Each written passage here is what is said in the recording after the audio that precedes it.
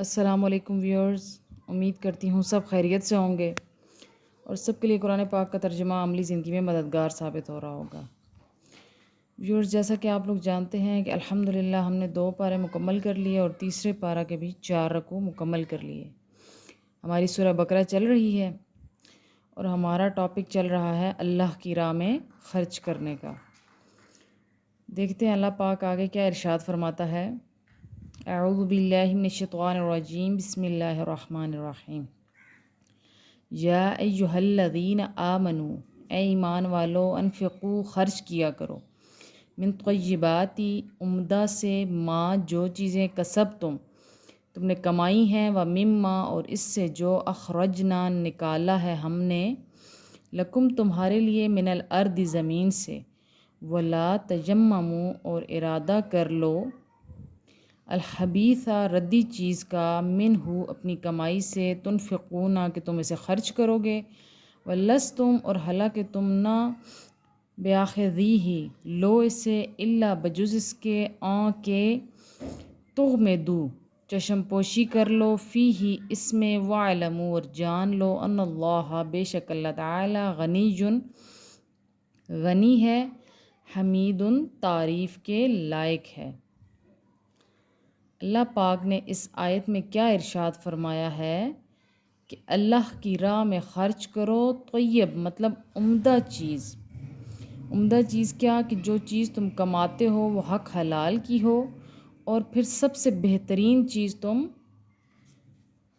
صدقہ کرو، خیرات کرو، اللہ کی راہ میں خرچ کرو۔ لیکن اللہ پاک نے کیا فرمایا؟ اگر تم یہ کہو کہ تم ردی چیز اپنے کمائی میں سے خرچ کرو گے تو یہ اللہ پاک کو قبول نہیں ہے، کیونکہ انسان جب مانگتا ہے اللہ سے تو کیا مانگتا ہے کہ یا الہی مجھے بہترین زندگی عطا فرما، مجھے بہترین اور کشادہ رزق عطا فرما۔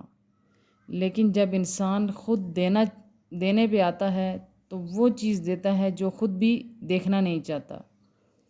انسان کی کم ظرفی دیکھیں کہ اپنے لیے بہترین مانگتا ہے اور دوسرے کے لیے فضول چیز، ردی چیز جو خود پھینکنا چاہتا ہے وہ کسی دوسرے کو دے کے سمجھتا ہے کہ میں نے صدقہ خیرات کر دی۔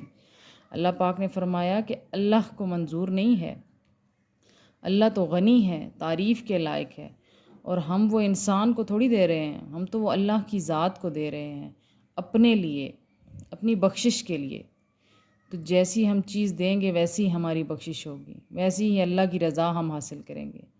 تو کیا وہ رب جو بادشاہوں کا بادشاہ، تمام عالمین کا بادشاہ ہے، جس کی ذات کی وسعتوں کی کوئی حد نہیں ہے، تو کیا ہم اس کو ایسی چیز دیں گے، اس کی راہ میں ہم ردی چیز خرچ کریں گے اور کہیں گے کہ ہم نے بہت اچھا کام کیا؟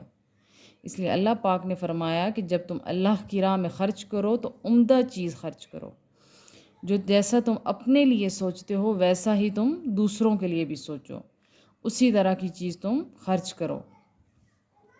الشیطان، شیطان، یعدکم الفقر، ڈراتا ہے تمہیں تنگ دستی سے، ویامرکم، اور حکم کرتا ہے تم کو، بالفحشاء، بے حیائی کا، واللہ، اور اللہ تعالی، یعدکم مغفرۃ، وعدہ فرماتا ہے تم سے بخشش کا، منہ، اپنی جناب سے، وفضلاً، اور فضل، واللہ، اور اللہ تعالی، واسع علیم، بڑی وسعت والا اور سب کچھ جاننے والا ہے۔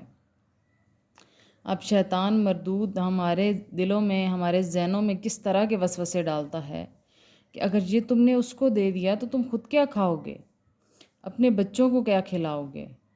اگر تم نے دے دیا تو تمہیں خود دوسروں سے مانگنا پڑے گا۔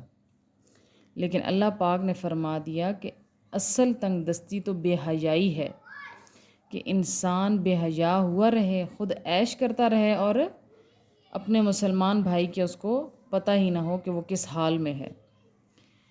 اللہ پاک کتنی خوبصورتی سے ہمارے لیے سب کچھ کھول کھول کر بیان کرتا ہے اور کس طرح سے ہمیں نیکی کی راہ کی طرف راغب کرتا ہے۔